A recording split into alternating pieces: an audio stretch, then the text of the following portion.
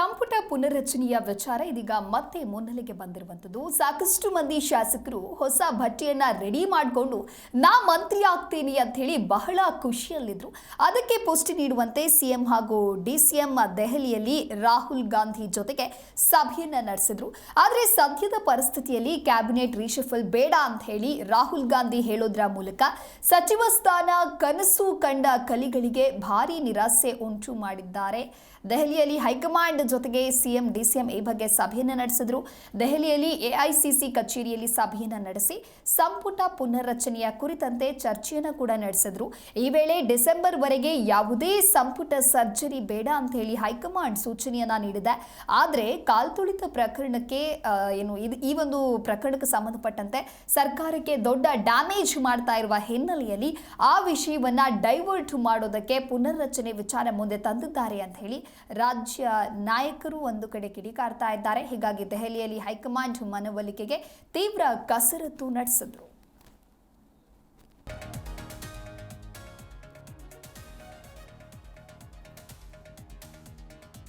ಆದರೆ ಸದ್ಯಕ್ಕೆ ಇದೀಗ ಸಂಪುಟ ಪುನರ್ರಚನೆ ಬೇಡ ಅಂತ ಹೇಳಿ ದೆಹಲಿ ನಾಯಕರು ಹೇಳಿ ಕಳಿಸಿದ್ದಾರೆ. ಹಾಗಾದ್ರೆ ಸಂಪುಟದಿಂದ ಯಾರನ್ನ ಕೈ ಬಿಡಬಹುದು ಅಂತ ನೋಡೋದಾದ್ರೆ Rahim Khan, Sharanprakash Patil, D Sudhakar, Lakshmi Hebbalkar, Shivanand Patil, K H Muniyappa, K Venkatesh, K N Rajanna, H C. Mahadevappa, N S. Bosaraju, Madhu Bangarappa, H K. Patil, Sharanabasappa Darshanapur ಇವರನ್ನ ಸಂಪುಟದಿಂದ ಹಾಗಾದ್ರೆ ಕೈ ಬಿಡಬಹುದೇ ಅನ್ನುವಂಥ ಕೆಲವೊಂದಷ್ಟು ಪ್ರಶ್ನೆಗಳು ಕೂಡ ಮೂಡ್ತಾ ಇದೆ. ಒಂದು ವೇಳೆ ಸಂಪುಟ ಪುನರ್ರಚನೆ ಆದರೆ ಇದರಿಂದ ಯಾರಿಗೆಲ್ಲ ಲಕ್ ಅಂತ ಹೇಳಿ ನೋಡ್ತಾ ಹೋಗೋದಾದ್ರೆ ಬಿ.ಕೆ. ಹರಿಪ್ರಸಾದ್, ಬೇಳೂರು ಗೋಪಾಲ್ ಕೃಷ್ಣ, ಮಳವಳ್ಳಿ ನರೇಂದ್ರ ಸ್ವಾಮಿ, ಮಾಗಡಿ ಬಾಲಕೃಷ್ಣ, ಬಂಗಾರಪೇಟೆ ನಾರಾಯಣ ಸ್ವಾಮಿ, ಇನ್ನು ಪ್ರಸಾದ ಭಯ್ಯ, ರೂಪಾ ಶಶಿಧರ್, ಡಾಕ್ಟರ್ ಅಜಯ್ ಸಿಂಗ್, ಭದ್ರಾವತಿ ಸಂಗಮೇಶ್, ಲಕ್ಷ್ಮಣ್ ಸವದಿ, ತಿಪಟೂರು ಷಡಕ್ಷರಿ ಅಥವಾ ಟಿ.ಬಿ. ಜಯಚಂದ್ರ, ಯು.ಟಿ. ಖಾದರ್, ತನ್ವೀರ್ ಸೇಠ್, ಸಲೀಂ ಅಹಮದ್ ಇವರಿಗೆ ಒಂದು ವೇಳೆ ಸಂಪುಟ ಪುನರ್ರಚನೆ